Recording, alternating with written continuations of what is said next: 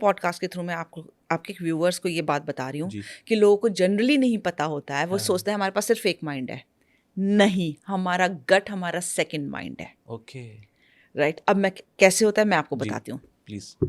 कभी सुना है कोई बहुत ही एंग्जाइटी हुई आपको, या एक बहुत फाइट फ्लाइट मोड में चले गए, एक फ्रीजिंग सिचुएशन आ गई, आपको गट के आसपास हाँ बटरफ्लाइज या एक सनसनाहट, हाँ आपको बिल्कुल, ऐसा लगा कि आप बड़ा ठहर गए, एयरी से फील होता है। एयरी हाँ सी फील होता है, हाँ और उससे बंधे आपके पैर होते हैं, आपके पैर कांपने लगते हाँ, हैं। पैर कांपने लगते हैं बिल्कुल। वो माइंड से चाहे आप फिर भी कुछ इधर उधर सोच रहे हो, लेकिन आपका गट फ्रीज हो जाता है। क्यों? क्योंकि वो आपका सेकंड माइंड है। ओके। आपका हार्ट एकदम से आप देखोगे धक्का सा लगा, हाँ वहां से आपके इमोशंस आ रहे हैं, फीलिंग्स आ ओके। रही हैं। तो मैं हमेशा लोगों को कहती हूँ, जब आप अपनी आस्क लिस्ट या विश लिस्ट बताते हो ना, तो सिर्फ माइंड से मत सोचो, परमिशन लो अपने गट से और हार्ट से। ओके। हार्ट पे हाथ रखो और एक एक आस्क को बोलो, विश को बोलो, मैं ये अपनी लाइफ में अभी की अभी चाहता हूँ। और देखो कैसी आपकी पल्पिटेशन जा रही है। अगर वो सिंक में है तो वो नॉर्मल ब्रीथ करेगी, तो उसको ले लो। अगर वो हाई जा रही है तो चेक करो कि कहाँ आप उसके सिंक में नहीं हो। ओके। और कौन से वर्ड, कौन से चीज को आपने ऐसा मांग लिया जो वो आपसे, आपके साथ सिंक नहीं करती? सिंक नहीं कर हाँ। रही है।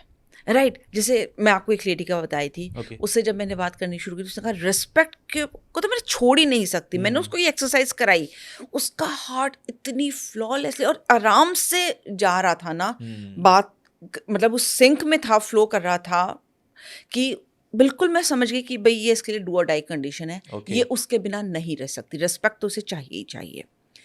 जब आप अपने गट को हेल्दी कर लेते हो, आपको कोई प्रॉब्लम नहीं होती है डाइजेशन में, आप बिल्कुल सिंक में खाना खाते हो। इसलिए कहते हैं, आप देखो जो लॉ ऑफ अट्रैक्शन या एक्चुअलाइजेशन, आजकल तो लोग इसे एक्चुअलाइजेशन भी कहते हैं, बिल्कुल। लॉ ऑफ एक्चुअलाइजेशन, मैनिफेस्टेशन जो प्रैक्टिस करते हैं ना, वो बहुत सधा हुआ खाना खाते हैं।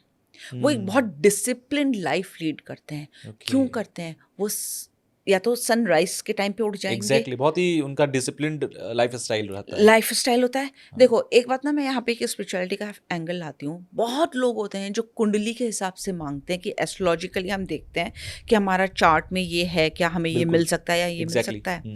आपने कोई देवी देवता नहीं देखे, पर आप रोज 2 देवी देवता जरूर देखते हो, एक सन और एक moon. Okay, Suryadev and Chandradev, या एब्सोल्युटली, आप ये देखते ही देखते हो।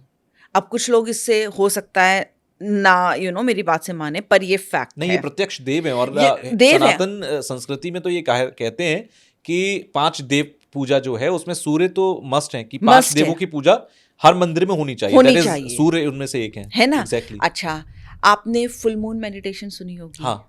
है ना? क्यों होती है? एक लेट गो के लिए होती है और एक मैनिफेस्टेशन के लिए होती है। और चंद्रमा की पूजा तो वैसे भी हिंदुओं में होती है, करवा बहुत चौथ पर, और बहुत सारे त्योहार हैं जो बहुत चंद्रमा के इर्द गिर्द हैं। है ना, होई हो गई, बिल्कुल, सकट हो गई, सब बिल्कुल, पे चंद्रमा को देखकर, बिल्कुल, तारों को देखकर होता है। बिल्कुल। तो ये 2 भगवान जो प्रत्यक्ष रूप से आप रोज देखते हो, हाँ। अगर आप इनके सिंक में आ जाओगे तो आप नेचुरल लाइफ फोर्स में आ रहे हो। सन आपकी ऊर्जा को बहुत बढ़ा देता है। तो जो भी मेरे पास आते हैं ना लोग कि हमें अपनी लाइफ में ये मैनिफेस्ट करना है, ये मैनिफेस्ट करना है, मैं कहा आपको एक बहुत डिसिप्लिन लाइफ लीड करनी होगी। मैंने खुद अपना डिसिप्लिन इस कदर से, जब मैंने ये सब करना शुरू किया ना, थैंक्स टू एक्सेस कॉन्शियसनेस, मैंने देखा मेरा पूरा लाइफस्टाइल डिसिप्लिन चेंज हो गया।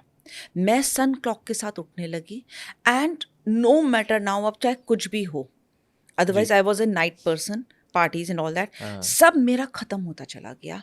और 8 बजते ना बजते मुझे सोना है। ओके।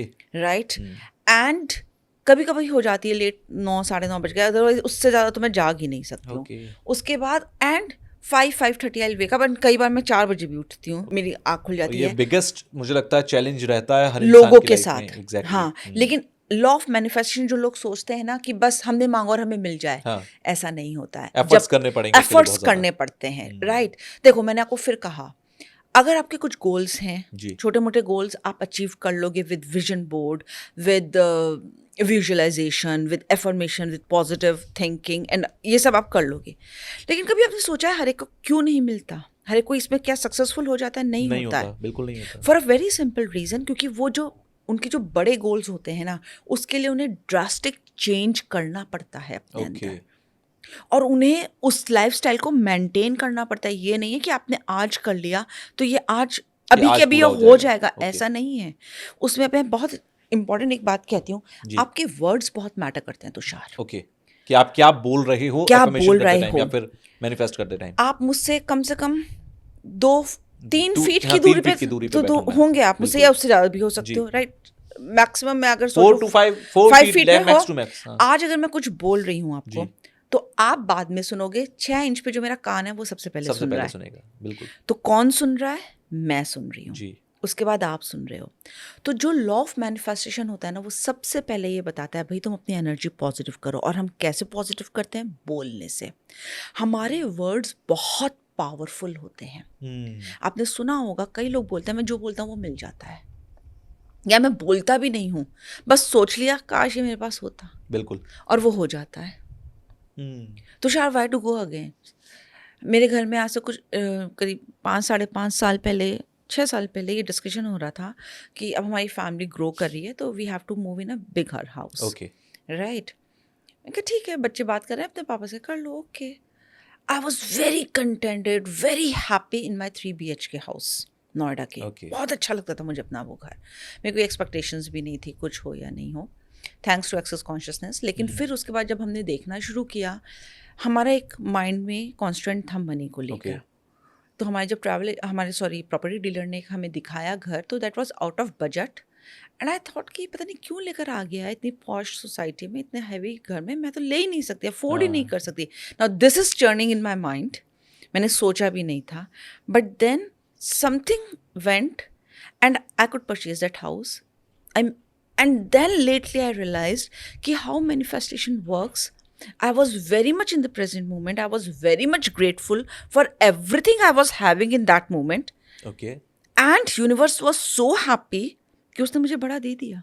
अच्छा यहाँ पर एक चीज बड़ी डाउट मुझे देती है जो मेरे मन में अभी आ रहा है। मान लीजिए कि मेरे पास जितने की चीज है उसकी हाफ ऑफ द मनी, यानी कि बहुत आधा पैसा मेरे पास है। मान लीजिए sir, just take an example, 1 crore का मकान है, मेरे पास सिर्फ 50 लाख है और मुझे लोन नहीं कराना। अगर मैं लॉ ऑफ अट्रैक्शन कर भी रहा हूँ, मैनिफेस्टेशन कर भी रहा हूँ, तो मैं कैसे 1 करोड़ वाली चीज खरीद लूंगा? अगर मेरे पास पैसा नहीं है या फिर उसके लिए रिसोर्सेज नहीं है, तो मैं कैसे एफर्मेशन और मैनिफेस्टेशन से उसको पूरा करूंगा?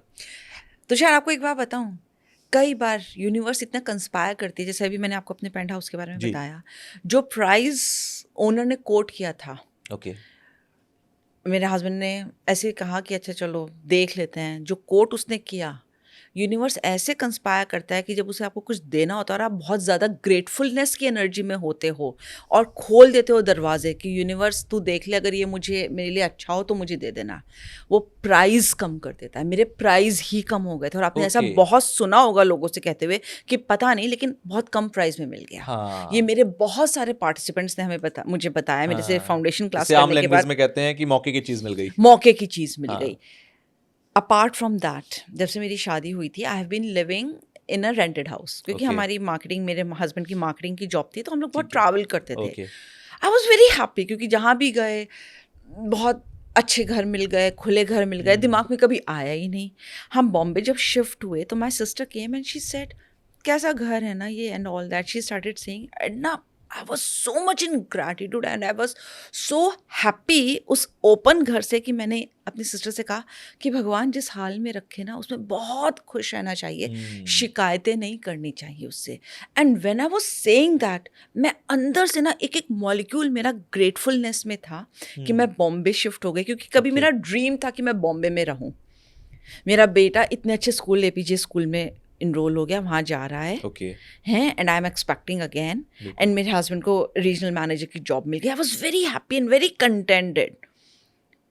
उसने क्या शिफ्ट किया, I have no idea. Within 11 months I went in a very posh area of Pune, a very beautiful house.